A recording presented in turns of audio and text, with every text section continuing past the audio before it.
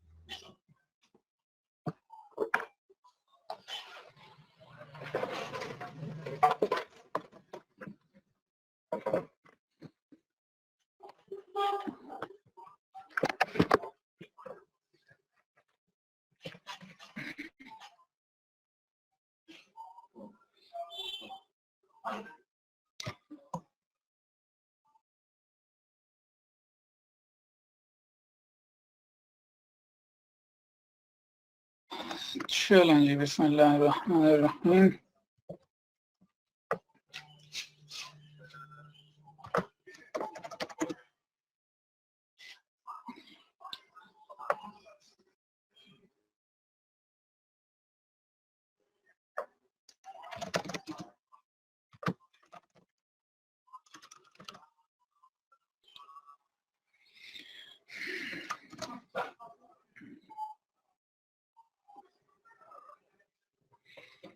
मेरी आवाज़ सारे दोस्तों को आ रही है जी?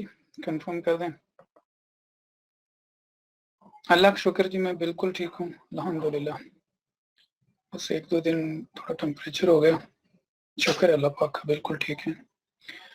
चलें जी, ठीक हो गया, बेहतरीन। चलें जी, बिस्मिल्लाह करते हैं।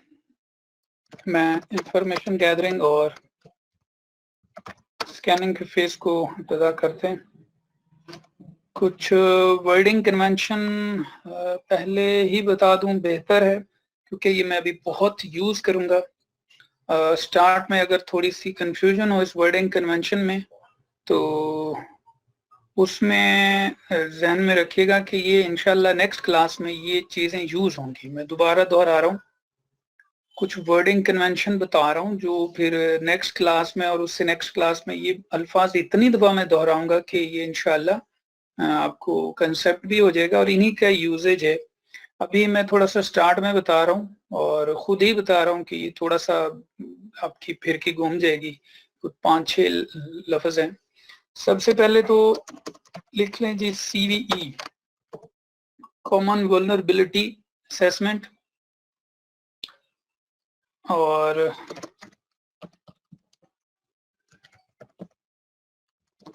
वल्नरेबिलिटी, एक्सप्लॉइट, पेलोड और MSF। ये हमने पहले भी स्टार्ट में कुछ इस पे थोड़ी बहुत बात की थी। उस वक्त सिर्फ आइडिया देना मकसद था, अब इनका यूज होगा। आपको इस कोर्स का अगर मैं क्रीमिक टॉपिक कहूं तो यही है जिसमें इंशाल्लाह हम कोर्स का टेल ले आए। इस कोर्स के एंड पे आप कम से कम क्या कह सकते हैं जी, आपने क्या कर लिया? सिक्योरिटी तो आपने नहीं पढ़ी ना, सिक्योरिटी का कोर्स तो अलग है। वो फायरवॉल या सिस्को सिक्योरिटी या हार्डवेयर सिक्योरिटी या डिवाइसेस या आपकी जो लोड बैलेंसर हो गए या फिर आपकी जो क्लाउड की सिक्योरिटी होगी, वो तो एक अलग सीन बनता है। इस कोर्स के बाद आप क्या क्लेम कर सकते हैं इमीडिएट कि आप किस स्टेज पे खड़े हैं? तो आप कह सकते हैं इंशाल्लाह आप वल्नरेबिलिटी असेसमेंट कर सकते हैं। और फ्यूचर में आप क्या बनना चाहते हैं? आप पेनिट्रेटर बनना चाहते हैं। ये स्टेप फॉरवर्ड है कि वल्नरेबिलिटी असेसमेंट के बाद आप क्या बन जाएंगे इंशाल्लाह, आहिस्ता आहिस्ता आप पेनिट्रेशन की तरफ चले जाएंगे। तो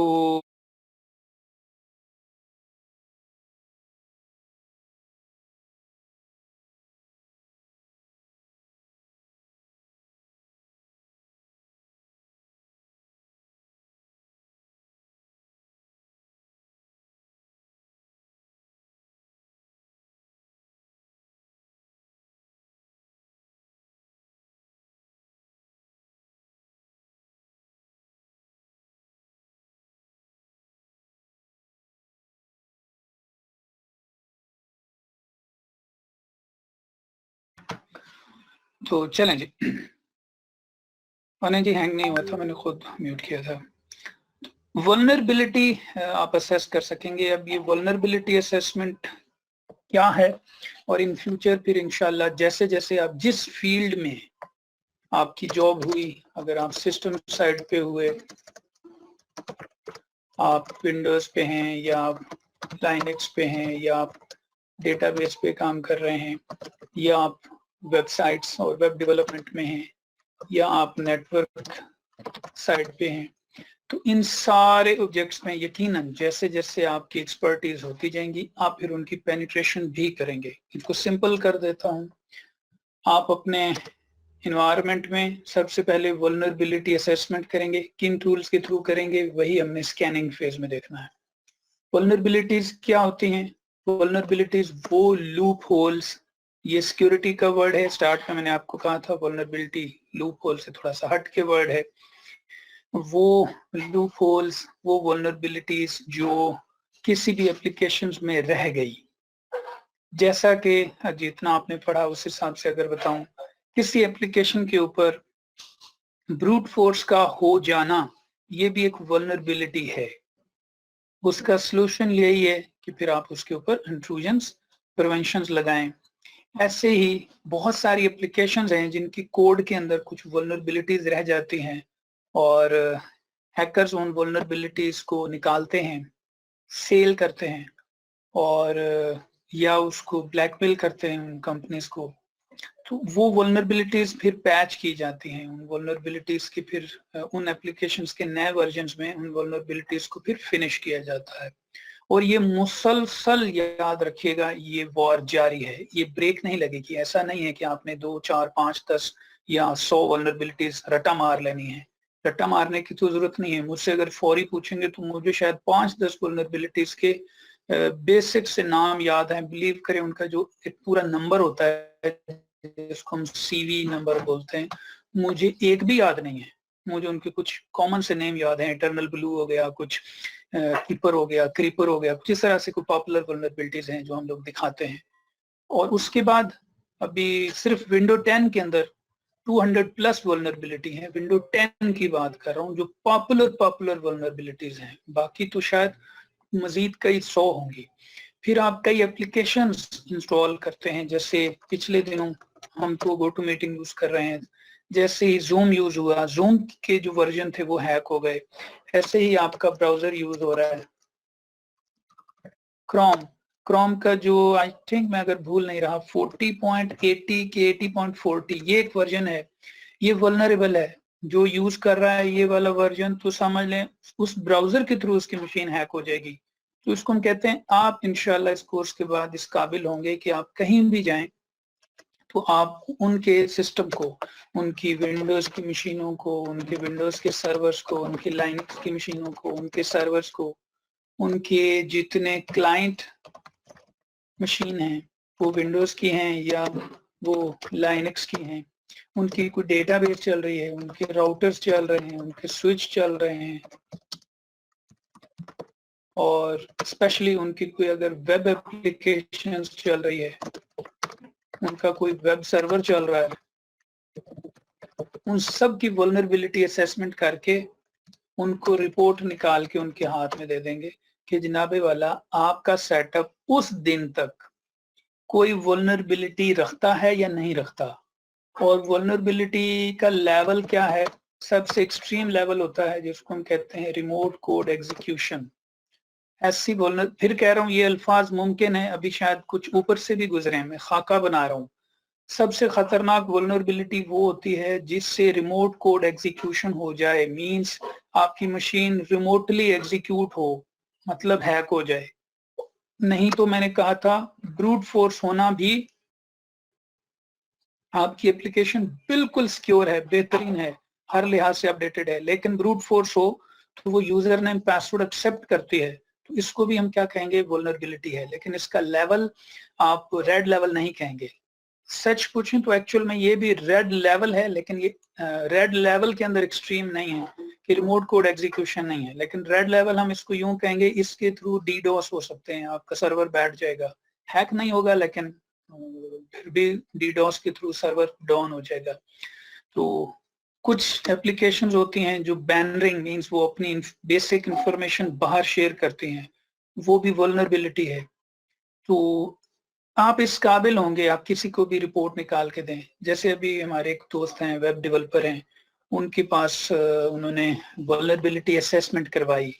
एक समझ लें हैकर आया, उसने उनके इन्वायरमेंट के अंदर उनकी वेबसाइट को स्कैन किया, रिपोर्ट निकाल के किसके हवाले कर दी, वेब डेवलपर के। और क्योंकि उस रिपोर्ट्स में वेब से रिलेटेड कुछ कन्वेंशंस थी जी, वेबसाइट में फलानी फलानी फलानी कुछ वल्नरेबिलिटीज हैं।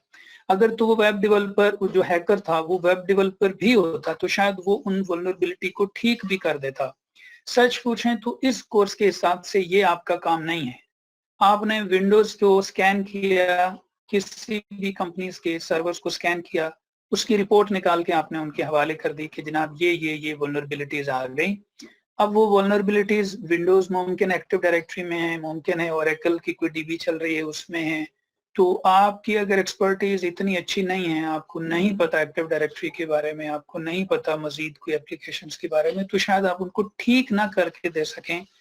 तो वो कौन ठीक करेगा, जो उनका एक्टिव डायरेक्टरी का एडमिन बैठा है। कौन ठीक करेगा, जो डेटाबेस का एडमिन बैठा है। तो लेकिन इन फ्यूचर मैंने आपको कहा वल्नरेबिलिटी के बाद अल्टीमेट आपने कहाँ जाना है, पेनिट्रेशन की तरफ। तो पेनिट्रेशन ये है कि आप जैसे जैसे वक्त गुजरता जाता है आप फिर काम भी करते हैं, आप R&D करते हैं कि फलानी फलानी वल्नरेबिलिटीज की सॉल्यूशंस क्या हैं, इनको ठीक कैसे किया जाता है। तो ये आपका गोल होना चाहिए इस कोर्स के बाद, और वो 1 डे में सॉल्व नहीं होगा, ना 1 मंथ ना 1 ईयर में सॉल्व होगा। ये आपको फ्रीक्वेंट टच में रखना पड़ेगा। लेट्स सपोज आप में से बहुत सारे बच्चे राउटर स्विच पे काम कर रहे हैं, बहुत सारे पॉपुलर राउटर्स और स्विचेस के अंदर बड़ी बड़ी वल्नरेबिलिटीज हैं, वो पैच हो जाती हैं, ठीक हो जाती हैं, लेकिन क्या लेटेस्ट राउटर्स, क्या वो हैक नहीं हो सकता, क्या उसके अंदर कोई वल्नरेबिलिटी नहीं है? ऐसा कतई नहीं है। अगर है वो कैसे ठीक होगी, आहिस्ता आहिस्ता आप उस तक भी पहुंच ही जाते हैं। तो इसको हम कहते हैं वल्नरेबिलिटी असेसमेंट। अब ये CV क्या बोला है, जब भी किसी एप्लीकेशंस के अंदर, कोई भी एप्लीकेशन है, वो विंडोज लाइनक्स राउटर स्विच कोई छोटी मोटी एप्लीकेशन है, उसके अंदर कोई भी वल्नरेबिलिटी आती है, वो वेब सर्वर की है, वो ब्राउजर की है, कुछ भी है, वो वल्नरेबिलिटी जो भी निकालता है जिसको हम बग बाउंटी कहते हैं, वो कौन होते हैं, बग बाउंटीज। बहुत सारे बच्चे हैं जोश में आके कह देते हैं जी हमने बग बाउंटी की ट्रेनिंग लेनी है। वो बच्चे बग बाउंटी की ट्रेनिंग कैसे लेनी है, बग बाउंटी का मतलब है आपने क्रोम के कोड के अंदर बग निकालना है, फिर बाउंटी आपको इनाम मिलेगा। तो कैसे बग निकालेंगे, क्रोम के ब्राउजर का कोड आप उठा के उसको रिवर्स इंजीनियरिंग कर लें, खोल लें, आपको अगर समझ आए तो। इसका मतलब बग बाउंटी वो बच्चे करते हैं जिनकी प्रोग्रामिंग स्किल, जिनकी असेंबली लैंग्वेज, जिनकी समझ लें OS लेवल की डेवलपमेंट बहुत स्ट्रॉन्ग है। वो एक पूरी कंपनी के बनाए हुए सॉफ्टवेयर को, जिस पे दुनिया ट्रस्ट कर रही होती है, उसके सोर्स को खोल के उसके अंदर बग निकाल लेते हैं। तो ये हर बंदे का काम नहीं है। अब जब वो बग निकालेंगे तो एक तो तरीका ये है कि वो किसी भी ऑफिशियल वे से वो उस कंपनी को कांटेक्ट करें। तवज्जो से अब ये बात समझनी है, जब भी कोई बग बाउंटी को किसी भी एप्लीकेशंस के अंदर बग निकालता है, एक तो ऑफिशियल तरीका यह है कि बहुत सारी बड़ी बड़ी वेबसाइट हैं जो बग बाउंटीज के लिए हैं, जिसमें वो ऑफर करते हैं लोगों को ऑफिशियल तरीके से। कोई भी अब बग निकाल लेता है किसी भी एप्लीकेशंस के, एक तो ये है कि वो प्रॉपर चैनल के थ्रू उस कंपनी को अप्रोच करेगा, उनको बताएगा कि जी मैंने आपकी एप्लीकेशंस में बग निकाला है और उसका लेवल ये है। तो यकीनन जिस कंपनी को उसने ये बग निकाल के दिया है उसको वो बाउंटी करनी पड़ेगी, मीन उनको उसको नगद पैसे देने पड़ेंगे इनाम के तौर पे। वो लेवल होगा कि कितना बड़ा आपने बग निकाला। जैसे कि मैं आपको लास्ट बताऊं, m.facebook.com पे, इसके ऊपर ब्रूट फोर्स हो सकता था, facebook.com पे नहीं, m.facebook.com पे सिर्फ ब्रूट फोर्स हो सकता था। इसके बग बाउंटी जिस बंदे ने निकाल के दी है, 20,000 पाउंड उसने फेसबुक से लिया, 20,000 पाउंड। तो इसी तरह से पिछले दिनों राफे बलोच ने जो निकाली थी ब्राउजर, क्रोम ब्राउजर के अंदर, गूगल से उसने उसकी बाउंटीज ली हैं। तो अब जब भी कोई बग निकलेगा, अब जो ब्लैक हैट हैकर हैं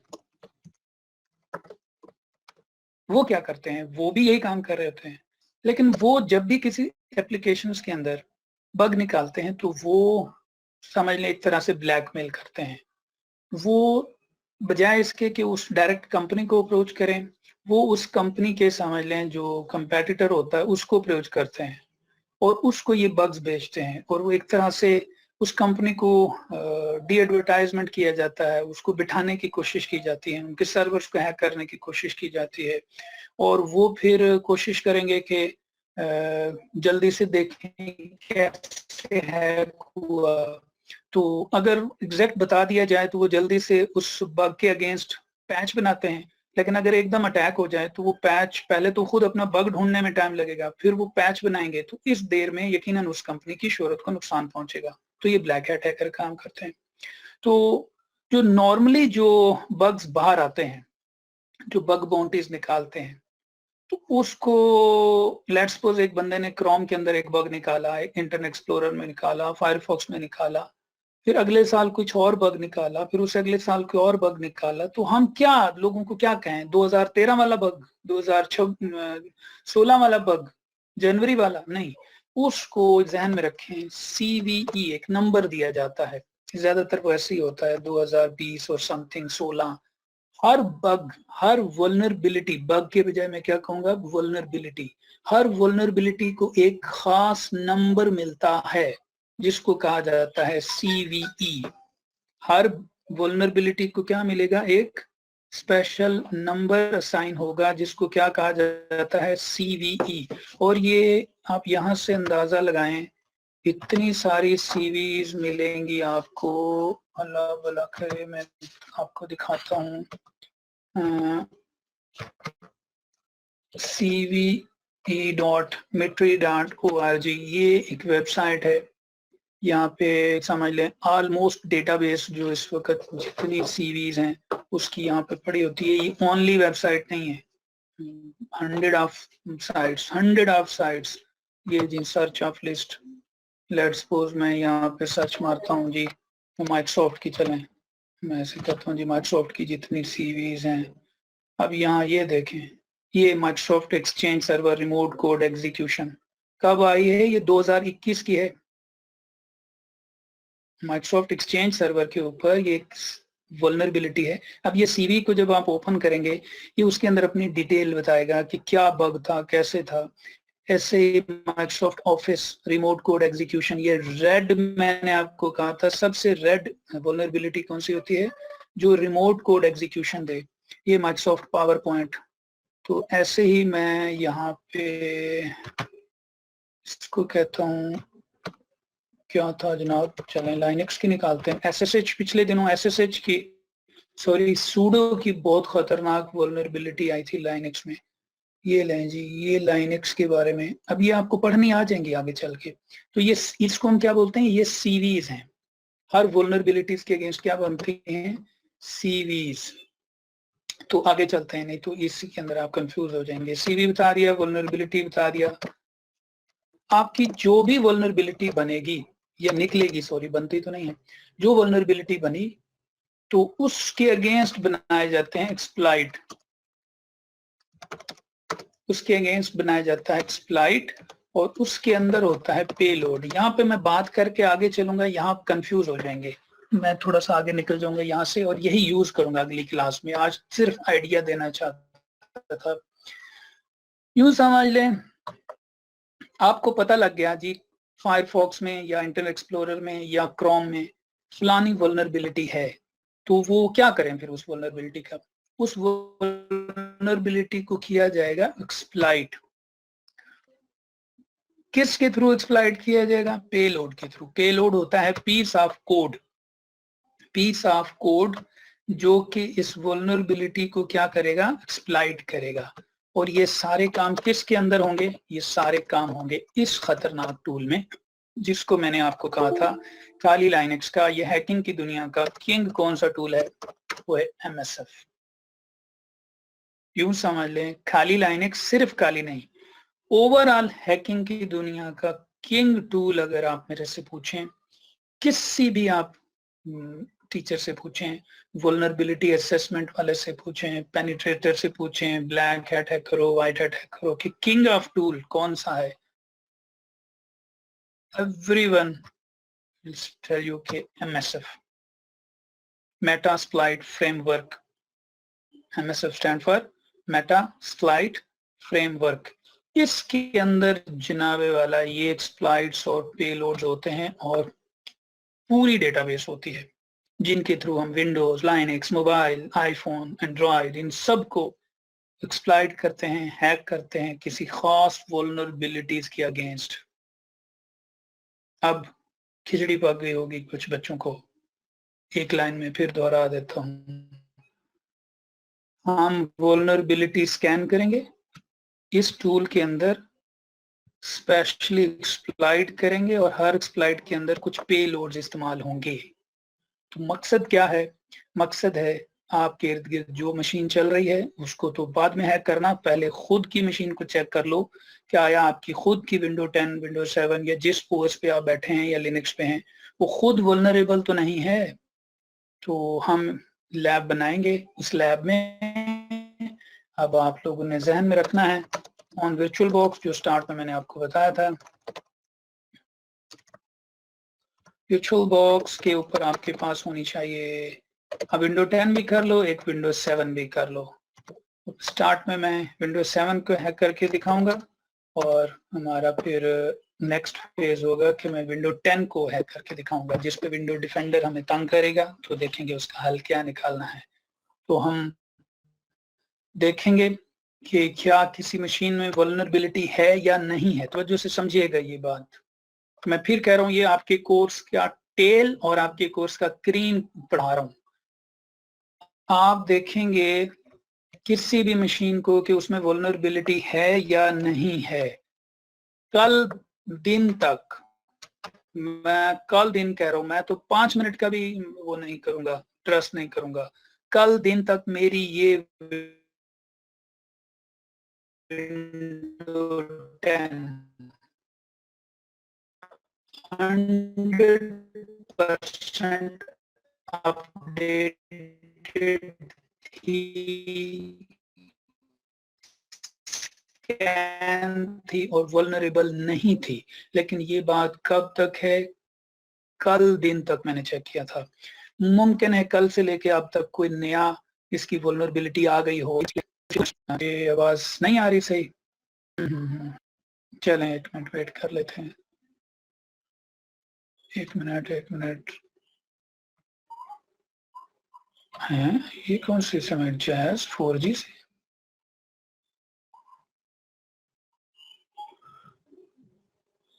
एक मिनट।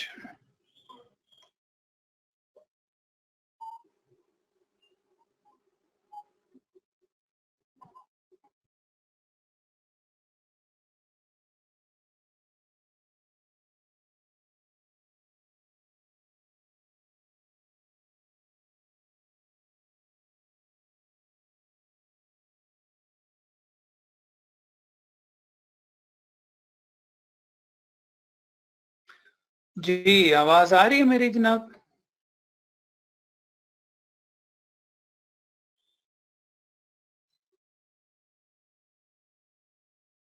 ओके ओके जी, ओके चलो मैं जल्दी से बता दूं। तो मैंने आपको बताया कि जनाब ये मेरी विंडो 10 बिल्कुल स्कैन है और ये वल्नरेबल नहीं है। और विंडो 7 बाय डिफॉल्ट वो भी वल्नरेबल नहीं होती, उसमें हम क्या करते हैं कि जो वो वल्नरेबल हो जाती है। तो ये मैं चीजें आपको बताऊंगा। ऐसा ओएस भी हम हैक करके देखेंगे जो अपडेटेड है और वल्नरेबल नहीं है। उस केस में हम कहते हैं, अब फिक्रा तवज्जो से समझिएगा, जो लेट्स सपोज आपके सामने एक मशीन है, उसके अंदर एक वल्नरेबिलिटी है लेकिन सामने वाले को पता ही नहीं है, वो तो आप डायरेक्ट हैक कर लेंगे उस वल्नरेबिलिटी के अगेंस्ट। देसी जुबान में कहें, एक ऐसा घर है, सामने से तो उसने 10 ताले लगाए हुए हैं लेकिन पीछे से उसके गेट खुला हुआ है, और गेट तो बहुत बड़ा है लेकिन उसका ताला जंग लग चुका है, गल चुका है, हाथ लगाएंगे टूट जाएगा, ये आपको पता लग गया। आप शाम को जाते हैं, ताला खोलते हैं, पीछे से घर में दाखिल हो जाते हैं, तो आपने एक्सप्लॉइट कर लिया वो उस वल्नरेबिलिटी। वल्नरेबिलिटी क्या थी? उस ताले का पुराना हो जाना और गल जाना। या ताले की वो स्टार्ट में मिसाल दी थी, मास्टर की आपके हाथ में आ गई। लेकिन एक आपके सामने घर है, उसने कमाल ही लॉक सिस्टम लगाए हुए हैं और लॉक सिस्टम अपडेटेड हैं, लेटेस्ट हैं, उनकी कोई मास्टर की भी नहीं है, लेकिन फिर भी वो हैक हो जाएगा। जैसे विंडो 10 अपडेटेड है, उस केस में आप यूं समझ लें, सिंपल वर्ड में कहूं तो उनके ताले की चाबी का किसी तरह से नक्शा बना के ले आते हैं। वो फिल्मों में हम देखते होते थे, साबुन पे वो उनकी चाबी छाप लेते थे, फिल्मेटिक बात कर रहा हूँ। तो यूं समझ ले, हम फिर पेलोड खुद बना के भेजते हैं। किसी तरह से वो पेलोड पिक्चर के पीछे छुपा दें, वो पेलोड एक्सी के पीछे छुपा दें, वो पेलोड किसी म्यूजिक फाइल के पीछे या वीडियो के पीछे छुपा दें, वो वीडियो चलाए और मेरे पीछे का जो मलिशियस कोड है, स्टार्ट में एक बच्चे ने पूछा था सर ये मलिशियस कोड क्या होता है, तो यही पेलोड होता है जनाब, ये खतरनाक कोड जो आपके सिस्टम में फिर डाल दिया जाए, जिसके थ्रू आपकी मशीन हैक हो सकती है। यही अब हमारा आर्टिकल है। तो लें जनाब, ये जल्दी से मैं कुछ वर्ड, क्योंकि अभी मैं ये यूज करूंगा, एक्सप्लॉइट क्या है, पेलोड क्या है, एमएसएफ क्या है, वल्नरेबिलिटी, सीवीई, तो ये बातें यूज होंगी। सो बिस्मिल्लाह करते हैं। इसमें सबसे पहले हम इंफॉर्मेशन फेज देख लेते हैं। असल फेज है स्कैनिंग। स्कैनिंग में यही चीज हम देखते हैं कि जो मेरा सर्वर है उसको स्कैन करो। गलत वालाम यह है कि स्कैनिंग का मतलब लोग लेते हैं उसकी पोर्ट वगैरह देखना, उसको हम कहते हैं हम उसकी इंफॉर्मेशन ले रहे हैं। स्कैनिंग ये है कि फिर आप उस मशीन को या उस पोर्ट के ऊपर स्कैन करना। क्या स्कैन करना? वल्नरेबिलिटीज। और उसके लिए बहुत ही पॉपुलर टूल्स हैं जो स्कैनिंग करते हैं, जिसमें नंबर 1 टूल है नेसस। दुनिया का इस वक्त नंबर 1 टूल जो है ये नेसस है। उसकी रीजन ये है, according to Nessus or even according to my domain cybersecurity, last 2 to 3 years, वैसे इससे भी ज्यादा हो गए, जो 0 डे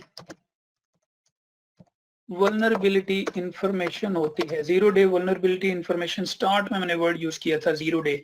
किसी भी लूप होल या वल्नरेबिलिटी की जो सबसे पहली इंफॉर्मेशन जो देता है, उस स्टार्ट के वक्त को हम कहते हैं 0 डे इंफॉर्मेशन। तो सबसे पहले जो वल्नरेबिलिटीज के प्लगइन्स बनाता है वो स्टार्ट में वो नेसेस है। पिछले 2-3 साल में बहुत सारे टूल ऐसे हैं जिनके थ्रू आप अपनी मशीन को स्कैन करते थे, वो टूल कहते थे आपकी मशीन अप टू डेट है, लेकिन नेसेस कह देता था नहीं, फलानी वल्नरेबिलिटी इसमें है। तो नेसेस में यकीनन पीछे जो इसकी नेसेस की कंपनी है वो इसके अंदर क्या डालते थे? प्लगइन्स डालते हैं, और ये डेली अपडेट होता है नेसेस। और ये दुनिया का नंबर 1 टूल है। और ओपन सोर्स फैमिली में फ्री जिसको कहें, अब तो वो भी फ्री नहीं है, उन्होंने भी अपना लाइसेंस वर्जन लॉन्च कर दिया, वो है जनाबे वाला वैस, जिसको पूरा नाम हम कहते हैं जनाबे वाला ओपन वैस बाय ग्रीन बोन्स। इसकी कंपनी का नाम क्या है? Green bones. और जो नेसेस की कंपनी है ये, इसका नाम है जनाबे वाला टेनेबल। नेसेस की कंपनी का नाम है टेनेबल। और ओपन वैस जो कि फ्री भी है, अब लाइसेंस्ड भी है, ये है जनाबे वाला बाय ग्रीन बोन्स। बाकी तो बहुत टूल हैं, स्पेसिफिक टूल भी हैं, ऐसे टूल भी हैं जो लेट्स सपोज सिर्फ डेटाबेस की वल्नरेबिलिटीज देखते हैं, सिर्फ राउटर की वल्नरेबिलिटी देखते हैं, सिर्फ मोबाइल की देखते हैं, नेसेस सब की देखता है। और ओपन वैस भी मैक्सिमम है। कुछ वेब बेस्ड भी हैं, ऐसे भी हैं जो सिर्फ वर्डप्रेस की वल्नरेबिलिटीज देखेंगे, बाकी उनका कोई ताल्लुक नहीं। अगर आपकी वेबसाइट वर्डप्रेस में नहीं है, जमोला में है या किसी और में है, तो नथिंग, वो कहेगा जनाब मैं सिर्फ वर्डप्रेस को ही देखता हूँ। तो ये जेनेरिक टूल्स हैं। तो ये अगली क्लास में हम ये इंस्टॉल करेंगे और इनको यूज भी करेंगे इंशाल्लाह। और जो हमारी वल्नरेबिलिटी निकलेगी, जो कि यकीनन ये थोड़ा सा टाइम लेते हैं, मैं कुछ वल्नरेबिलिटीज और रिपोर्ट पहले से बना के रखूंगा आपके सामने, सिर्फ आपको दिखाऊंगा कि इस तरह से निकाली जाती हैं। और मैं उम्मीद रखूंगा कि आप मुझे लैब्स की सूरत में, पिक्चर्स की सूरत में अपने अपने सेटअप्स की वल्नरेबिलिटीज असेसमेंट की रिपोर्ट बना के भेजेंगे। तो ये टूल इंशाल्लाह यूज करेंगे।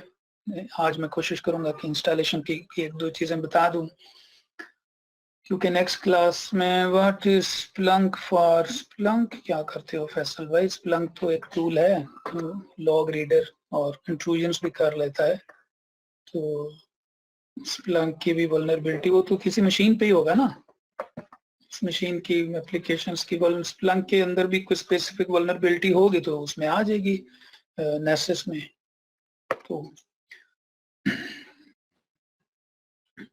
लें जी, अब इंफॉर्मेशन गैदरिंग का मतलब ये है कि आप जिस मशीन के ऊपर वल्नरेबिलिटी देखना चाहते हैं, जैसे मैं एक दो मशीनें चला लेता हूं, मैं उनकी कोई बल्कि कहाँ गया वर्चुअल बॉक्स, ये है। एक तो मेरे पास यहाँ पे आपने विंडोज 7 एक इंस्टॉल जरूर करनी है, क्योंकि विंडोज 7 को हम डायरेक्ट हैक करके देखेंगे। और मैं स्नैपशॉट में जाके, फ्लैश मशीन है मेरी तो ले जनाब, इसको मैं चला लेता हूँ। एक तो मैं विंडोज 7 चला लेता हूँ।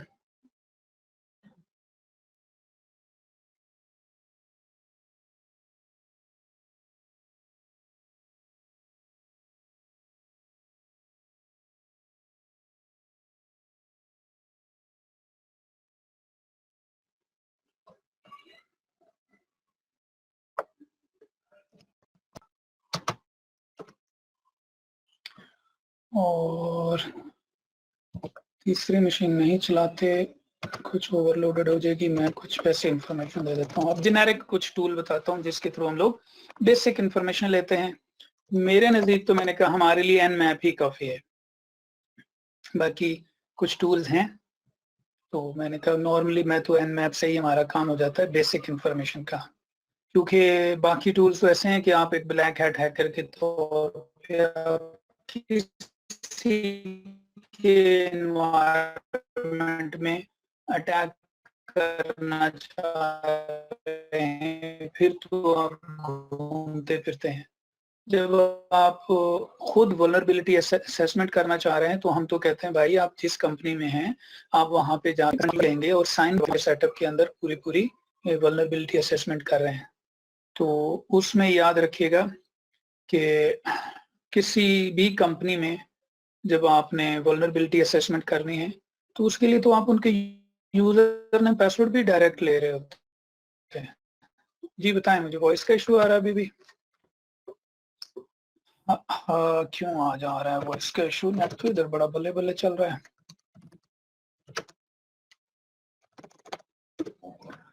ले जनाब, पिंक सेशन, अच्छा चलें चलें जी। मैंने आपको कहा सबसे बेहतरीन टूल मेरे नजदीक तो एनमैप है। और मैं एक टूल का बस बेसिक से अब बाकी कुछ बता देता हूँ। जैसे एनमैप, बस यही पहले टूल यूज कर रहा हूँ, गुलाम रजा। रिपीट क्या करना है जानिए, अभी पहली कमांड लिखी है। Nmap is a port scanning tool, और स्पेशली विंडोज के ऊपर जो हम पोर्ट स्कैन करते हैं वो है 445। और जब आप डेटा शेयर करते हैं ना किसी भी मशीन पे, विंडोज पे जब आप कोई फोल्डर शेयर करते हैं तो फोल्डर शेयर होता है with protocol SMB, simple message block. आप राइट क्लिक करके फोल्डर शेयर कर देते हैं, दूसरी मशीन से फोल्डर कोई भी उठाता है, ये रूटीन के काम है। तो विंडोज में ये वाली पोर्ट ओपन हो जाती है, एसएमबी वर्जन 1।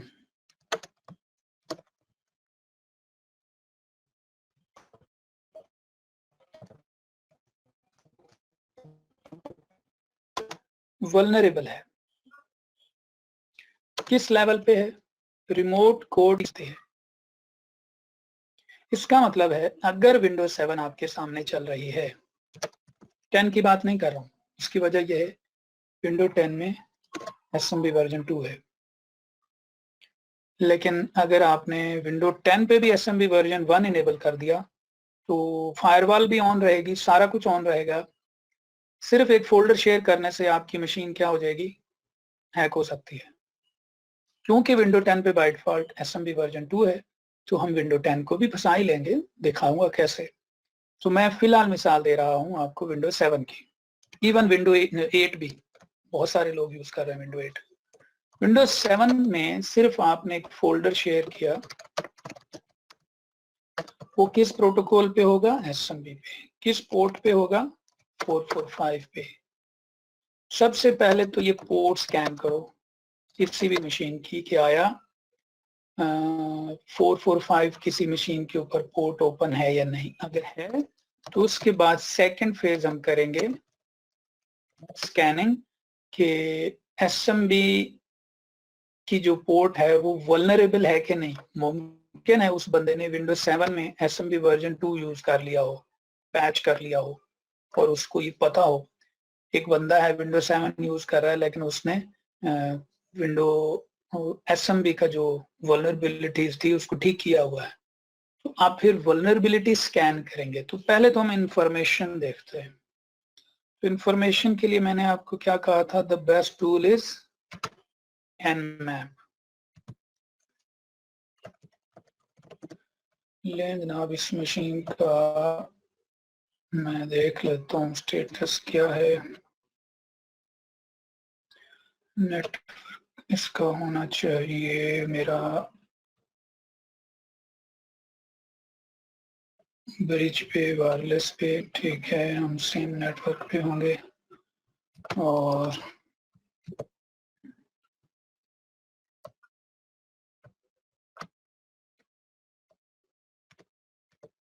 कंट्रोल आईपी देख लेते हैं, इसका क्या आईपी है। आईपी कॉन्फ़िग 0.151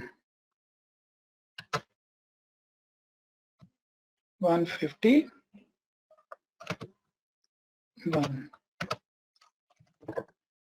192.168.0.151 पिंग हो रहा है जी, ठीक है। तो मैं कमांड देता हूं जनाबे वाला nmap स्पेसिफिक पोर्ट 445, कौन सी मशीन, 192.168.0.151। nmap ये टूल अगर इंस्टॉल ना हो, apt install nmap, the world popular port scanning tool.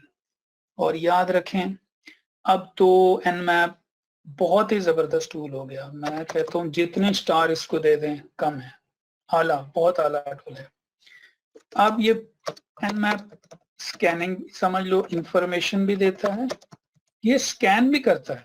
अब स्कैनिंग आप समझेंगे, मतलब ये वल्नरेबिलिटी स्कैनिंग भी करता है। गो के ये इतना ज्यादा अपडेटेड नहीं है। आप ये नहीं हो सकता कि आज कोई नई वल्नरेबिलिटी निकली है और nmap वो भी स्कैन कर ले। पॉपुलर वल्नरेबिलिटीज ये भी स्कैन कर लेता है, लेकिन कॉमनली इसकी पॉपुलैरिटी क्या है, पोर्ट स्कैनिंग। ये लें जी, मैंने इसको कहा इस मशीन की पोर्ट स्कैन करो 151 की, ये चेक करें ये क्या कहता है, ओपन है। माइक्रोसॉफ्ट की मशीन वहां चल रही है, ये पोर्ट ओपन है। क्या इसके अलावा भी कोई ओपन है? तो मैंने कहा वैसे ही ट्राई कर लो। जब आप कुछ नहीं बताएंगे तो ये उस मशीन की सारी पोर्ट्स निकालेगा। ये कुछ अननोन एप्लीकेशंस वहां पे मैं देखूंगा क्या चलाया हुआ है। ये 135, 139 और ये 445 ये पोर्ट चल रही है। और मैं देख भी लेता हूँ वाकई उसने कुछ फोल्डर शेयर किए हुए हैं।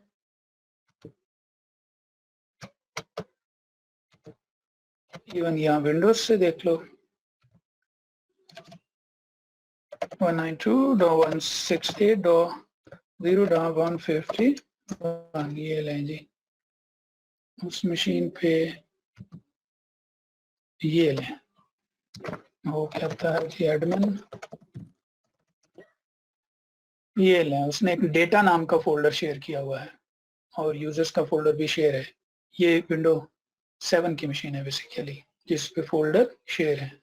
बाय डिफॉल्ट होते नहीं है, मैंने शायद किए होंगे, कोई मतलब नहीं है। जैसा कि यहाँ कोई ना कोई फोल्डर पड़ा होगा विंडोज 7 में, ये पड़ा हुआ है, या कोई भी फोल्डर और शेयर कर देते हैं बस। फोल्डर शेयरिंग कौन सा काम है, फोल्डर शेयरिंग तो चलती रहती है। तो अब ये मशीन वल्नरेबल है या नहीं फोल्डर शेयरिंग के बाद, इस पे आ जाएंगे। फिलहाल आज हम बेसिक टूल बताता जाता हूँ। टॉप ऑफ द लिस्ट याद रखिएगा, मैं Nmap को ही लिख रहा हूँ। Nmap की इतने ऑप्शंस हैं, आपकी सोच होगी, मैं आपको कुछ बताता जाता हूँ आपको। और बाकी तो Nmap समझ लें एक पूरा आपका दिन लग जाएगा Nmap भी खत्म होना, इतने टूल हैं। Nmap के साथ आपको, जैसे मैंने आपको कहा, स्पेसिफिक पोर्ट स्कैन करनी हो तो आप यूं भी बता सकते हैं, 1 से लेके कोई 500 तक पोर्ट स्कैन करो। आगे आप आईपी दे दें, इसको कहें जी 192.168.0.151। नहीं तो बाय डिफॉल्ट ये कितनी करेगा, 65,535। ये जो बच्चे नेटवर्क पढ़ रहे हैं उनको पता होगा, 65,535 पोर्ट स्कैन करेगा। तो समटाइम हमने कोई रेंज स्कैन करवानी होती है, तो आप इस तरह रेंज दे सकते हैं। जी बिल्कुल 0 to, ये सारी पोर्ट्स पर नहीं तो स्कैन करता है, टाइम बड़ा लगा देगा। तो और एक दो पोर्ट देनी है, ये तो रेंज हो गई। जैसे मैं कह देता हूँ 80 एंड 443, और आगे हम स्कैन कर भी लेते हैं। ये ले मैं कहता हूँ, क्योंकि मेरी एक्सपी पे तो कोई 80 और 443 नहीं चल रही होती, तो मैं यहाँ पे कह देता हूँ www.google.com। गूगल पे चेक करो पोर्ट 80 और 443 लेसन कर रही है कि नहीं। तो ले अच्छा, देखें रिजल्ट कितना जल्दी आया। उसकी वजह यह है कि अगर आप ये पोर्ट्स ना बताते तो उसने गूगल के ऊपर फिर सारी पोर्ट स्कैन करनी थी। तो उसने कहा जनाबे वाला, ये दोनों पोर्ट्स गूगल के ऊपर अगर आप देखें तो HTTP पे और ये HTTPS पे ओपन है। अब ये वल्नरेबल है कि नहीं, इस पे आ ही नहीं रहा हूं, क्योंकि वल्नरेबिलिटी असेसमेंट अभी हम नहीं कर रहे हैं, मैं स्कैनिंग नहीं, मैं इंफॉर्मेशन दिखा रहा हूँ सिर्फ। तो और बहुत सारे ऑप्शंस इसमें हैं, मैं भी यूज करूंगा। वल्नरेबिलिटी इसमें से निकालनी हो, सिर्फ सिंटेक्स बता रहा हूं, उसके लिए हम ऑप्शन यूज करते हैं स्क्रिप्ट, और आगे कोई वल्नरेबिलिटी का जो नेम होता है वो देना पड़ेगा। बताता हूँ, फिल्टर जिस पे फायरवॉल लगी हो, स्पेसिफिक लोगों के लिए, पब्लिक ओपन ना हो, स्पेसिफिक लोगों के लिए ओपन हो। तो अब ये वल्नरेबिलिटी निकालनी हो तो ऑप्शन क्या यूज करेंगे हम, स्क्रिप्ट। अब ये वल्नरेबिलिटी नेम कहां से आएगा, तो पहले अगली क्लास में स्कैनिंग कर लूं। ये सबसे फास्ट टूल है पॉपुलर वल्नरेबिलिटी निकालने के लिए, तो मैं तो इसको बहुत यूज करता हूँ। तो बहरहाल इसके कुछ और ऑप्शंस भी अगर आपको दिखाऊं, जैसे चलें Nmap के अब ऑप्शंस आप देखते देखते रहेंगे खुद। मैं खुद भी इसको इतना इस्तेमाल करूंगा, आपको अंदाजा हो जाएगा। मैं कुछ और टूल्स आपको बताता जाता हूँ। ऑनलाइन बहुत सारे टूल हैं अब तो, जैसे आपको एक टूल होता है जो नावे वाला, डेमेट्री, आई थिंक डीमेट्री, हाँ ये तो इतनी सारी किसी भी वेबसाइट के बारे में इंफॉर्मेशन निकाल के ले आता है। आप ये भी यूज कर सकते हैं, जैसे मैं सिखा देता हूँ www.corvid.com। लेट्स सपोज हमारी अपनी साइट है, ऑनलाइन रिकॉर्डिंग भी चल रही होती है, तो मैं इस वेबसाइट के बारे में इंफॉर्मेशन निकालता हूँ। ये देखें, ये आपको अच्छी खासी इंफॉर्मेशन दे रहा है, ये किस मुल्क से है। और अच्छा याद रखें किस मुल्क में ये दिखा रहा है, याना और दिखा रहा है कनाडा के अमेरिका, ये सर्वर दिखाएगा। कॉर्बेट का सर्वर लोकल नहीं रखा हुआ, कहीं रखा हुआ है। तो ये उसकी फिर देख लें, तो फिर गैदरिंग सब डोमेन्स भी निकाल रहा है कि जिसमें सर्वर्स पे कॉर्बेट चल रहा है वहां कोई और भी सर्वर चल रहे हैं कि नहीं चल रहे।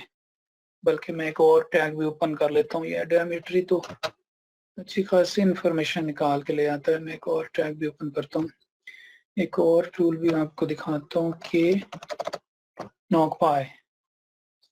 www.splunk.com। ये होता है सब डोमेन्स के लिए कि जिस जगह पे कोई वेबसाइट चल रही है वहां पे कोई और डोमेन भी चल रही है कि नहीं चल रही। तो यहाँ ये डोमेट्री की इंफॉर्मेशन चल रही है, ये मैंने knocpy चला ली। ये टूल इंस्टॉल होते हैं, ना हो तो ये रिपोजिटरी में पड़े हुए हैं, ये मैंने कोई गेट से नहीं उठाए हुए, ये रिपोजिटरी के पड़े हुए टूल हैं सारे। तो इसमें वही बेसिक इंफॉर्मेशन रहती है, वेबसाइट किस मुल्क से चल रही है, ये सब ऑनलाइन इंफॉर्मेशन मिल सकती है। मैं इसको कंट्रोल सी कर रहा हूँ। डोमेट्री की आउटपुट आप किसी भी फाइल में डाल दें, फिर सुकून से बैठ के उसमें से इंफॉर्मेशन निकालते रहें। ये भी है।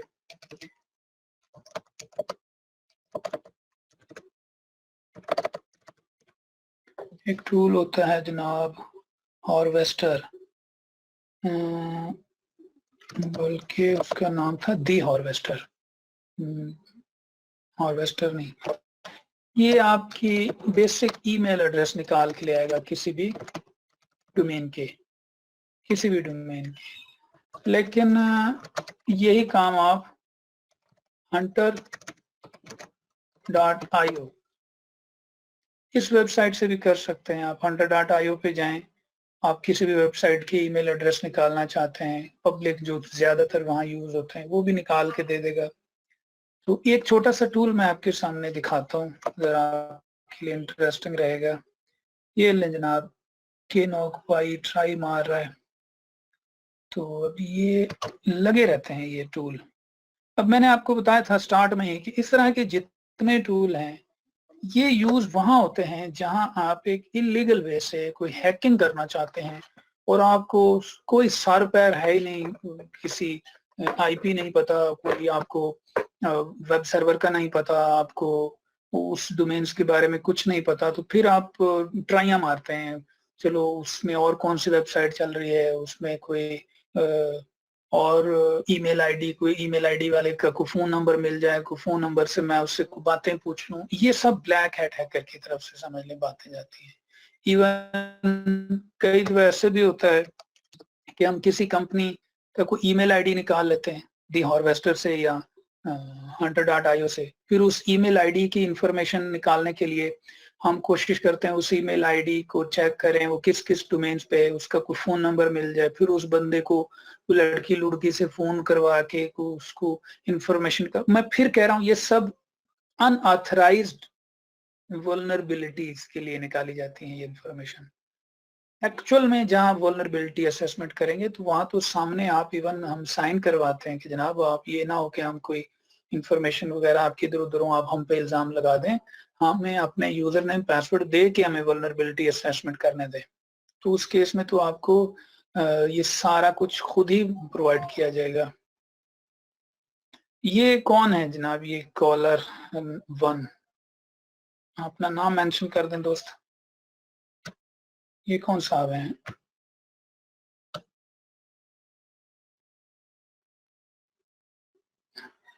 अहमद अली रमजान जी, ये कौन है जी कॉलर 01? एक मिनट जी। जी डियर, अपना नाम मेंशन कर दें इस पे या मैं आपका सेशन ब्रेक कर दूंगा।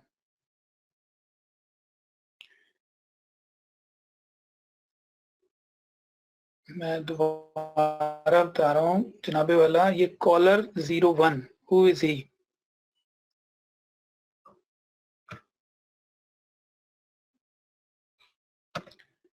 ये कैसे सेशन बन सकता है? इमरान आप हैं हमारी क्लास में बच्चे? इमरान आप हैं हमारी क्लास में?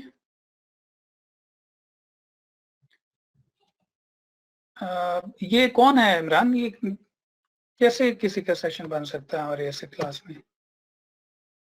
एक मिनट जी, कमेंट्स नहीं करें ऐसे।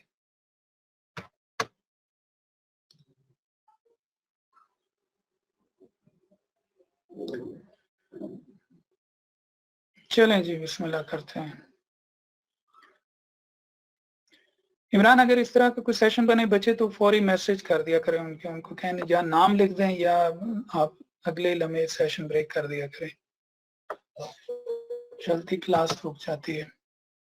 Okay okay, thank you Ajay.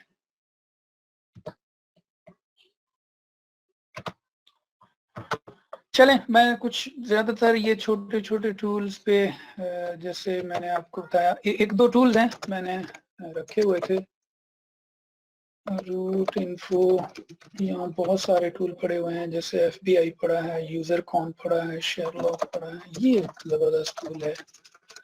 कई बार ऐसा होता है हमारे पास किसी की ईमेल आईडी आ जाती है तो और कुछ नहीं मिल रहा होता, तो ये शेयरलॉक सिंपल एसएच का टूल है, इसको चलाएं।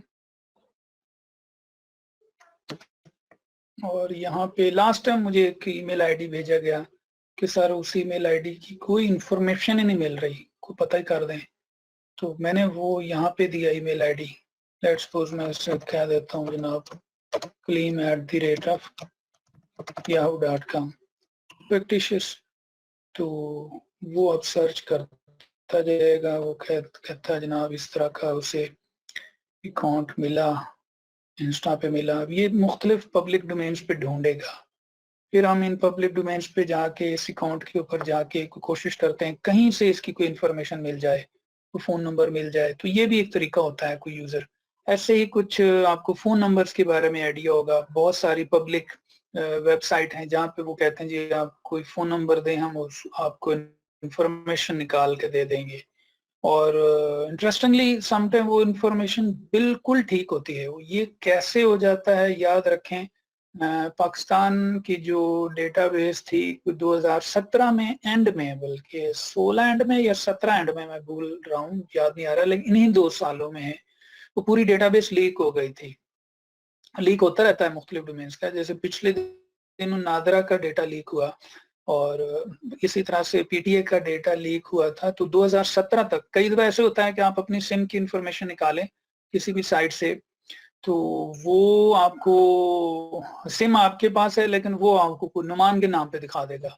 तो उसकी वजह ये है कि वो 2017 तक मुमकिन है उस सिम का मालिक नुमान था, तो वो जो वेबसाइट है वो पुरानी डेटाबेस से वो इंफॉर्मेशन दे रही थी। तो इस तरह के जितने टूल हैं ये हवाई फायर होते हैं, तुक्के लग जाए तो ठीक है, और एक्चुअल में तो फिर मुख्तलिफ सोशल इंजीनियरिंग के थ्रू कहीं ना कहीं।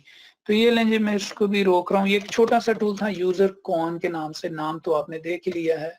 ये पूरी फाइल भी बना रहा है, जो इन्फॉर्मेशन इसने डाली वो इसमें डाल देता है। तो मैं एक टूल में मुझे फौरी याद आ गया, बल्कि फॉर्चुनेटली मेरे पास इंस्टॉल भी है, वो है जियो लोकेशन का, किसी की जियो लोकेशन निकालना। ये थोड़ी जल्दी से दिखा देता हूँ। बाकी तो मैंने कहा मेरे नजदीक Nmap ही काफी है, बार बार कह रहा हूँ। मुझे तो असल में पोर्ट निकालनी है, पोर्ट के बाद वल्नरेबिलिटी निकालनी है, तो मुझे इससे कोई लेना देना नहीं है। तो पोर्ट Nmap से निकल आती है, पॉपुलर वल्नरेबिलिटी तो हम Nmap से ही निकालते हैं, लेकिन Nmap बहुत ही बच्चों जैसा टूल है वल्नरेबिलिटी निकालने के हिसाब से। फिर हम स्कैनिंग करते हैं, और अगर कोई वल्नरेबिलिटी निकल आए तो फिर तो हम एक्सप्लॉइट करेंगे, ना निकले तो फिर हम पेलोड बनाएंगे। ये हमारे नेक्स्ट लेक्चर्स का काम है। तो अभी मैं एक टूल, जो कि अच्छी बात है मैंने पहले से रखा हुआ है, आपको मैंने पहले स्टार्ट में गुजारिश कर दी थी कि अगर टूल मैंने आपके सामने इंस्टॉल करने की लैब्स की तो फिर तो एक पूरी पूरी क्लास एक एक टूल पे चली जाएगी। समटाइम पाइथन अपडेट होने में और लाइब्रेरीज के मसाइल में बहुत खर्च पड़ जाती है। तो ये एक टूल है जिसको मैं ढूंढ के लाया जनाब, ये मुझे ज्यादा बेहतर ये लगा ट्रेप से भी, सीकर। तो ये आप नेट से उठाएं, ये गिट से उठाना पड़ेगा, ये वहां पे नहीं है, ये आप गिट से उठाएंगे। और पहले ये स्क्रिप्ट चलाएं install.sh, फिर ये वाला चलाएं जनाब। ये मैं आपको दिखाता हूँ, बल्कि ngrok, अच्छा मैंने चलाया है, बाय डिफॉल्ट ये ngrok डाउनलोड कर लेता है, लेकिन ये पिछले कुछ दिनों से ना ये ngrok पे नहीं चल रहा। असल में ये टूल चलता था सर्वियो पे, और सर्वियो पिछले 3 महीने से डाउन है। तो अभी मैं चलाता हूँ इसको, देखिएगा मैं किस तरह से फिर इसको चला लेते हैं इस टूल को। और मैं फिर बता रहा हूँ ये टूल बड़ा जबरदस्त है, मुझे तो अच्छा लगा। ये जियो लोकेशन निकालने के लिए फ्री का टूल है, और बाकी तो एजेंसीज के पास तो और तरीके होते हैं लोकेशन निकालने के। फ्री में तो आप कम से कम ये टूल यूज कर सकते हैं। तो ये आप सीकर गिट से उठाएं, install.sh स्क्रिप्ट चलाएं, और अगर install.sh पे एक्स परमिशन ऑन ना हो तो पहले ऑन करें। ये बातें हम कई दफा कर चुके हैं। फिर ये वाला टूल चलाएं, इस पे भी एक्स परमिशन ऑन ना हो तो एक्स परमिशन ऑन कर दें। seeker.py मैंने ट्राई किया, उसने कहा चेकिंग डिपेंडेंसी, चेकिंग अपडेट्स, और चल जाओ भाई साहब, अपडेट पे ना लगा देना, चेक करें जरा क्या मैसेज देता है। मैं ट्राई कर रहा, ngrok नहीं आ रहा। चलें जी, ngrok तो फिर आप ट्राई करते रहें। वो कर लें, लोकल क्या नाम है, लोकल होस्ट कर लें, वो तो बड़ी आसान सी टनल बनाता है। ngrok से भी आसान टनल बनाता है लोकल होस्ट। अभी मैं करके दिखा देता हूँ आपको थोड़ी देर में। ले जनाब, वो कहता है सर्वियो मैं इस्तेमाल करता हूँ, वो तो डॉन है। अच्छा जी, डॉन है तो फिर हम भी आपका हल निकाल लेते हैं। जब हम हैं तो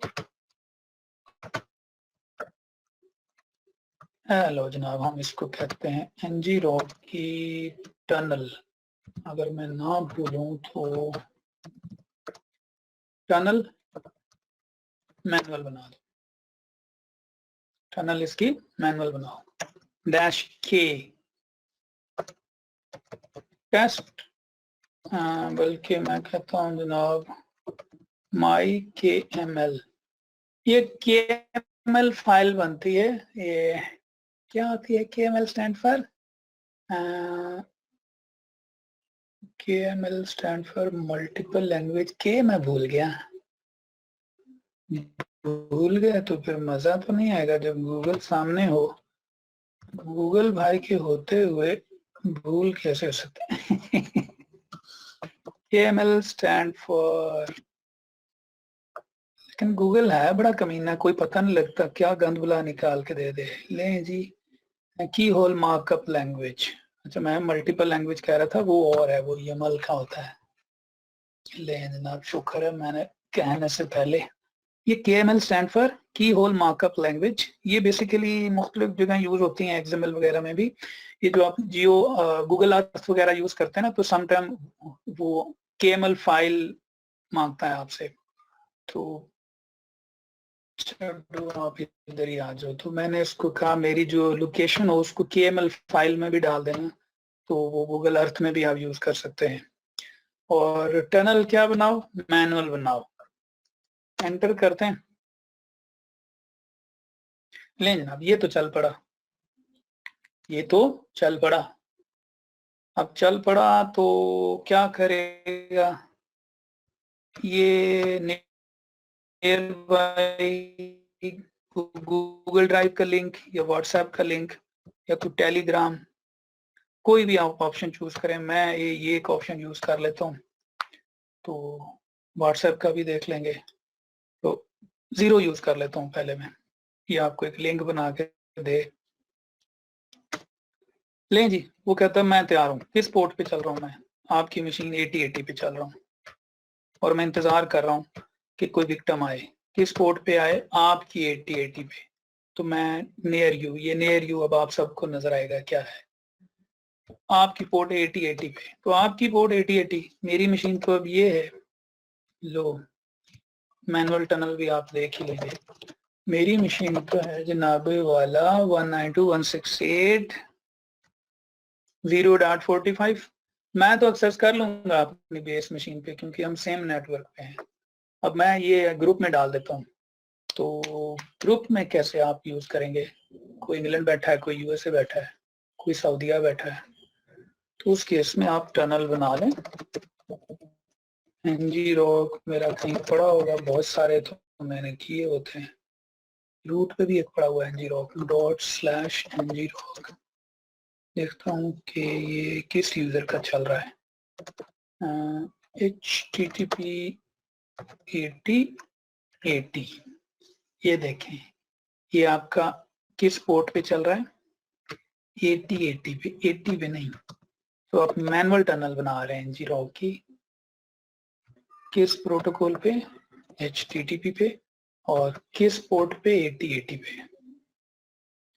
तो जो टनल बनेगी वो आपकी मशीन 8080 पे आपको रीडायरेक्ट करेगी और 8080 पे ये सीकर चल रहा है नियर यू के ऑप्शंस के साथ। अब ये नियर यू क्या है ये भी आपको नजर आएगा। Region United State, web interface, ये एनजी रॉक, यूजर मेरा अहमद से चल रही है, अल्लाह करे ये सही चल रही हो। तो मैं ये कर लेता हूँ कॉपी।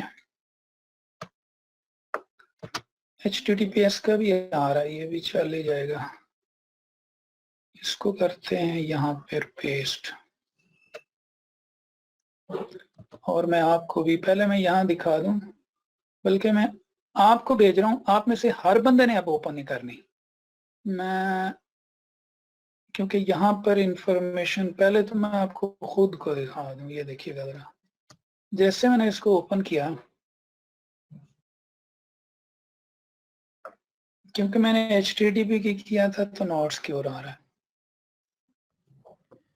और जो जनाब वाला, और जैसे हमने ओपन किया और टनल ओपन नहीं हुई।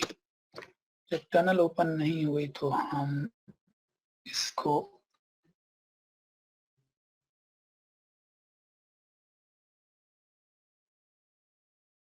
एक गाली देने पे टनल ओपन हो गई।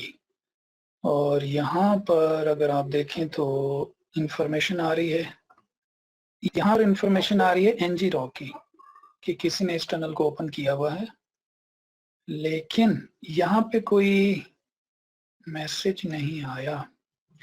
क्यों नहीं आया? तो मैंने कहा कंटिन्यू, वो कहता है अच्छा लोकेशन, थैंक यू, लेकिन इंफॉर्मेशन गई नहीं मुझे लगता है। वो शाबाश चली गई इंफॉर्मेशन। वो इवन मुझे मशीन के स्पेक्स और सारा कुछ बता रहा है, ब्राउजर भी बता रहा है जिस मशीन पे ये टनल ओपन हुई है। और कैपिटल इस्लामाबाद, आप मोबाइल डिवाइस यूज कर रहे हैं, इंटरनेट वाली, ठीक है। और ये आपकी जनाब वाला लोकेशन है, इसको आप ओपन करें और यहाँ पे उसने KML फाइल बना दी है। बाद में अगर याद आए, अभी आप क्लोज कर दें, बाद में इस KML फाइल को इंपोर्ट करके भी देख सकते हैं। तो फिलहाल तो इस लिंक को मैं करता हूं कॉपी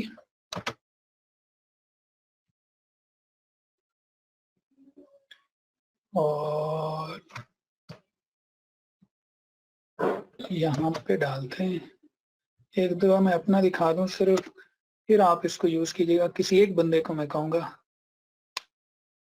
ये लें जी, ये लोकेशन निकाल के लाएगा और मैं बैठा हूँ जनाबे वाला, एग्जैक्ट ये लोकेशन निकाल के लाया। शिराज विलास फेज 2 कैवलरी, और ये मैं मस्जिद सुगरा के कहीं करीब करीब बैठा हूँ। ये शिफा हॉस्पिटल जो मेरे घर के करीब है। और ये एग्जैक्ट ये यहाँ से गली से आके ये घूम के थोड़ा सा इसके साइज को अगर बढ़ाऊं तो ये मस्जिद सुगरा, ये मेरी कॉर्नर में मस्जिद है। और यहाँ थोड़ा सा आगे आए तो जनाबे वाला यहाँ पे मैं बैठा हूँ। इस साइज को थोड़ा सा बढ़ाते जाए तो ये आपको पूरा ले आएगा जनाबे वाला। इधर तशरीफ फरमा है सादे मोहतरम फयाज साहब।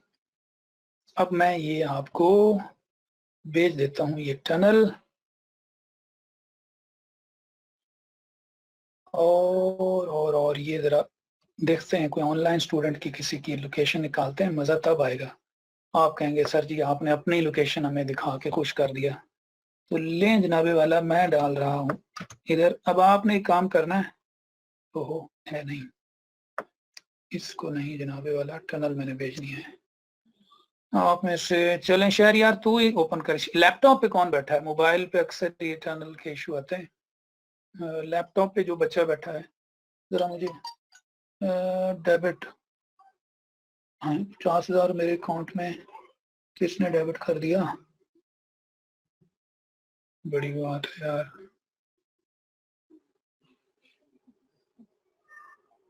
एक मिनट जानी मैं व्हाट्सएप करता हूँ। ठहर जाए, मैं साबिर हुसैन, चलें साबिर आपने, बाकी दोस्तों को रोक रहा हूँ टनल ना ओपन कीजिएगा, क्योंकि ये जो एनजी रॉक की टनल है ना, इसकी भी लिमिट होती है। इसको मैं मेरे ख्याल फ्री वाली टनल पता नहीं कितने बंदों से ज्यादा इसको ओपन करेंगे तो एटूस हो जाएगी। तो इसकी लिमिट यहाँ आ रही होती है TLL ओपन, और यहाँ पे कहाँ देखी थी मैंने, इसकी कहीं इंफॉर्मेशन आ रही होती है बहरहाल।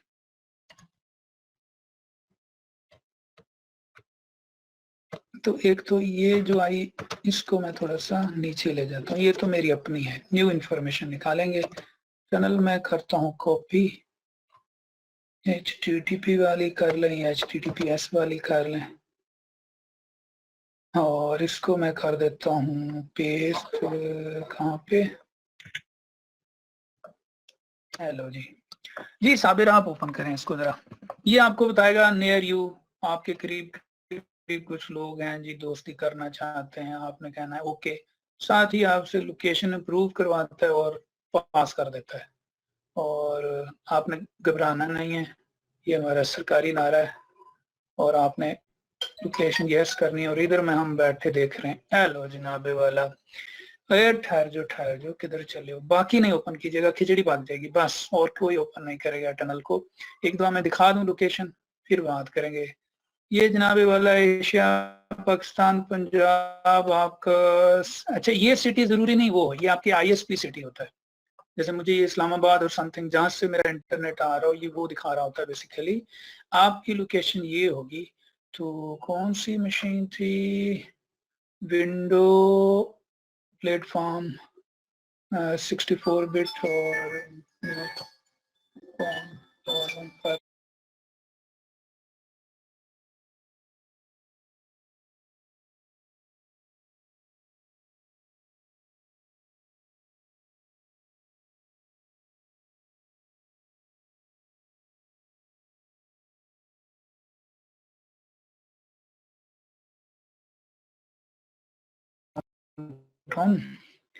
चलें, मेरी आवाज आ रही है जी सबको? कौन अराइव हुआ जी, अली रमजान, क्या बात है अली रमजान, अभी हम तुम्हारा भी देखते हैं। अली तुम कहाँ बैठे हो?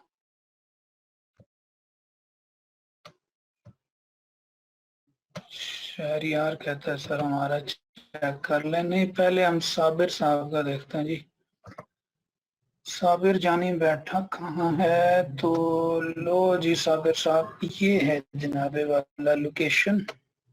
जब ये टनल ब्रेक हो जाएगी ना, तो ये लोकेशन इस KML फाइल में फिर पड़ी होगी। ये फिलहाल तो मैंने की ये टनल कॉपी, और यहाँ जाके न्यू लिंक पे ओपन कर लेते हैं। पिछला मैं क्लोज कर देता हूँ, ये मेरा आ रहा था, यहाँ पे इसको करते हैं क्लोज, और ये आएगी लोकेशन जो कि हमारे साबिर साहब बैठे हैं, और हम ये कंफर्म करेंगे कि वाकई वहाँ हैं या नहीं है। अगर ये वहाँ नहीं भी है तो साबिर भाई आपने कह देना मैं इधर ही हूँ जिधर ये लोकेशन आ रही हो, क्योंकि इस फ्री के टूल की मैं मजीद जिम्मेदारी नहीं लूंगा। ये बता रहा है जी रावलपिंडी, शाह सुल्तान रावलपिंडी, मजीद ये बता रहा है जी कोई फलां फलां फलां। इधर आप मजीद इसको बढ़ाएं, और ये लें जी, कोई इस तरह की लोकेशन है जनाबे वाला।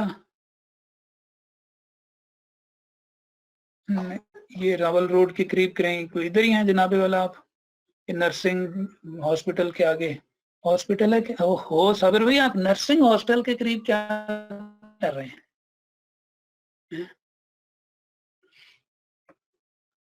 वो कहता मैं नौशेर वहां आया टूल, मैंने कुछ और दसी जाता जी। साबिर ये लोकेशन सही इसने बताई है, मैं खच पा गया।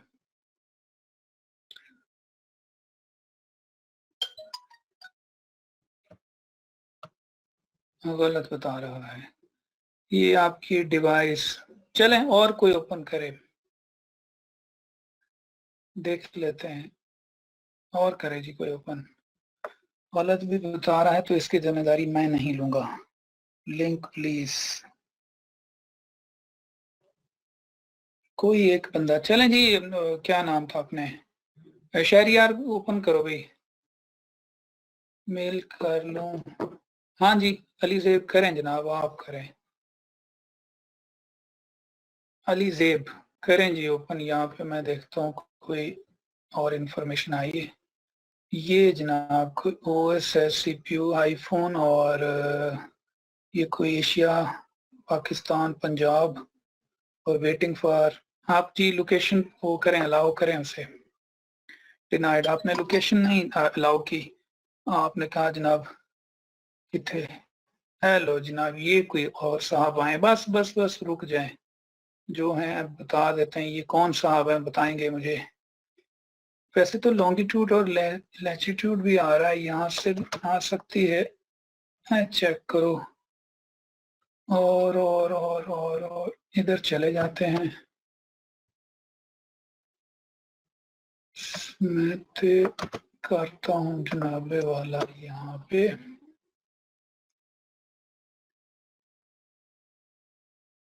इसको ओपन, अब मुझे नहीं मालूम ये कौन है,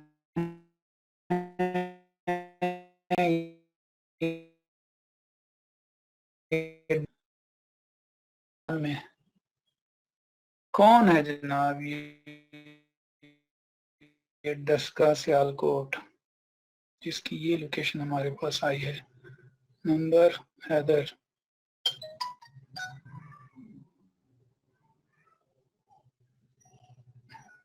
जी ये कौन साहब हैं जी, जो अवामी रोड है कि क्या है जहाँ के इर्द गिर्द इधर बैठे हैं, सैटेलाइट व्यू और ये चीजें करिएगा, क्योंकि मैं चलाऊंगा, ये इंटरनेट आपका अच्छा हो।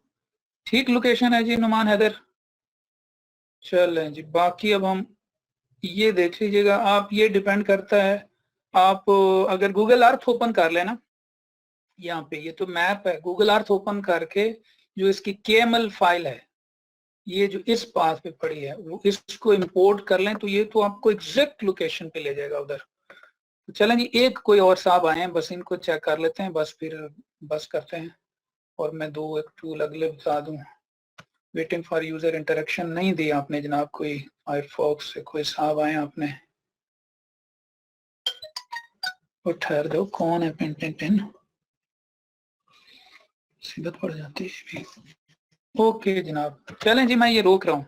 कौन था जी ये डस्कस थे, कौन भाई साहब थे डस्का से, नुमान हैदर, ओके जनाब, ठीक थी लोकेशन, ओके जनाब, चलें ठीक है नुमान भाई, इसमें और भी आपको ऑप्शंस मिल सकते हैं, अब ये ट्राई कीजिएगा। जैसे मैं आपको ये सीकर दोबारा अगर चला के दिखाऊं, तो जैसे इसने कहा कि मैं पहले हमने नियर बाय किया, आप चाहे व्हाट्सएप या टेलीग्राम लिंक ओपन कर लें, ये व्हाट्सएप का लिंक बन जाएगा, गूगल ड्राइव, इसी तरह से बनेगा अल्टीमेट, आपने क्लाइंट को किसी तरह से लिंक भेजना है आपको, कोई भी आगे से, जैसे अब ये टेलीग्राम या व्हाट्सएप है, मैं से कहता हूँ जी व्हाट्सएप सेलेक्ट करते हैं, वो कहता है जी ग्रुप का कोई नाम, मैंने कहा जी ओल्ड फ्रेंड्स, और पाथ आपको इमेज दें, वैसे ओल्ड फ्रेंड को कम ही लोग ज्वाइन करते हैं, आपको पता है किस किस्म के ग्रुप के रिक्वेस्ट पे बंदा वारी वारी जाता है। कोई ग्रुप इमेज कौन सा दे दें, इमेज यहाँ पे कोई भी पास दे दें, मेरे पास डेस्कटॉप पे, डेस्कटॉप पे एक इमेज पड़ा हुआ है, टनल भी मैं रोक देता हूँ, दोबारा बना दूंगा। डेस्कटॉप यहाँ पे एक इमेज पड़ा है मेरे पास, ये वाला जेपीजी में, किधर पड़ा था यहाँ पे, पिक डॉट जेपीजी, हाँ जी ये पड़ी है, बल्कि स्लाइडर ही उठा लेते हैं, कॉपी, यहाँ पे स्लैश और यहाँ कर देता हूँ पेस्ट, ये इमेज एक मैंने पा दिया, और वो ऐसे ही एक लिंक बन जाएगा व्हाट्सएप का, कि जनाब आपके पुराने दोस्त आपको बुला रहे हैं, ग्रुप का इमेज मैंने तो ये नॉर्मल सा डाला है, नॉर्मल सा कैसा है जरा देखते हैं,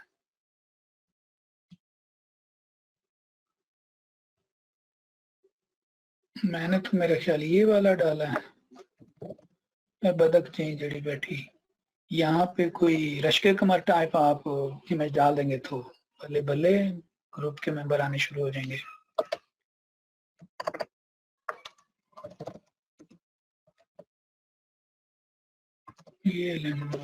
ये पोर्ट 80 पे अगेन चल गया, और मैं फिर एक दफा टनल बना देता हूँ, रूट पे आई थिंक पड़ा हुआ है ngrok./ngrok http और पोर्ट 8080 पे, क्योंकि ये मेरा टूल किस पे चलता है 8080 पे। इसको किया मैंने एंटर और ये मेरे को पुराना अहमद के नाम से चल रही थी टनल, बन जाओ दोबारा अनटाइटल्ड, और ये बन गई जी टनल।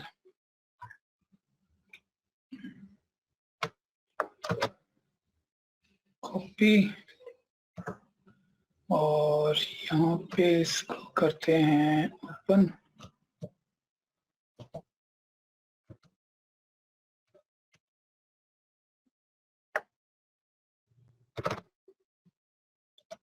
इसको करें खत्म, इसको करें पेस्ट। ये लें जी, ये अब आप किस तरह से भेजेंगे, जैसे आज भी मेरा ख्याल ग्रुप पे किसी ने लैपटॉप बांटे हुए थे, तो अब ये सारी आपकी ये एक तरह की सोशल इंजीनियरिंग थी, लैपटॉप का लालच। मुझे नहीं पता बात सही है या गलत है, बाकी कोई लैपटॉप मिल रहे हैं या नहीं। आगे तो ngrok की टनल थी, लेकिन वो बात कहाँ तक सच है या झूठ है लैपटॉप की। लें जी, एक दफा ये टनल ओपन नहीं हुई, गाल काट के फिर दूसरी दफा ओपन कर लो। अच्छा, किसने बनाई थी वो फिशिंग का? अच्छी ट्राई थी वैसे। ये देखो, मैं अब हमारी क्लास में कुछ चेक कर लें। इमरान, तुम्हारे अलावा कोई फीमेल तो नहीं है ना? चलें, तो आपको पता ही है कि सोशल इंजीनियरिंग नॉर्मली किस तरह की काम आती है। ये लें जी, ये एक ngrok की टनल थी जिसमें ये व्हाट्सएप का सा माहौल बन गया है, और वो कह रहा है ओल्ड फ्रेंड्स। अब यहाँ ओल्ड फ्रेंड के बजाय किस किस्म के फ्रेंड्स, और यहाँ तस्वीर को थोड़ी सी रश के कमर टाइप लग जाए तो फिर तो बात ही और हो। तो मैंने कहा हाँ बिल्कुल, हम चैटिंग ज्वाइन करते हैं। वो कहता है जी अच्छा अपनी लोकेशन ही पास कर दो। मैं कहा वो तुसी बस आगे जाने वाला काम करो। वो कहता है जी ओहो इतने मेंबर आ सकते थे, वो तो हो गए, तुसी अल्लाह हाफिज हो जाओ। लेकिन अल्लाह हाफिज होते होते चेक करो, आप अपनी लोकेशन दे गए। चेक करें, तो ये टूल आप यूज कीजिएगा। तो ये मैंने एक टूल बता दिया कि इंफॉर्मेशन का, और बाकी nmap को आप जरा ट्राई करेंगे। नेक्स्ट क्लास में इंशाल्लाह हम लोग देखेंगे कि नेसेस और ओपनवास इंस्टॉल कैसे करते हैं और उनको चलाते कैसे हैं। मैं आपको सिर्फ उनके इंस्टॉल करने के स्टेप बताऊंगा, क्योंकि इंस्टॉलेशन में करीब करीब 40 मिनट से लेके 1.5 घंटा लग सकता है। और मैं आपको स्टेप बताऊंगा, और मैं नेसेस भी पहले इंस्टॉल करके रखूंगा और ओपनवास भी मैं पहले से इंस्टॉल करके रखूंगा। आपको सिर्फ उनके स्टेप बताऊंगा, और मैं उन टूल्स के थ्रू एग्जीक्यूशन कुछ करके वल्नरेबिलिटी निकाल के, और इंशाल्लाह उन वल्नरेबिलिटीज को एक्सप्लॉइट करने की कोशिश करेंगे। नेक्स्ट क्लास में आपसे मुलाकात होगी। दुआ में याद रखिएगा। अल्लाह हाफिज।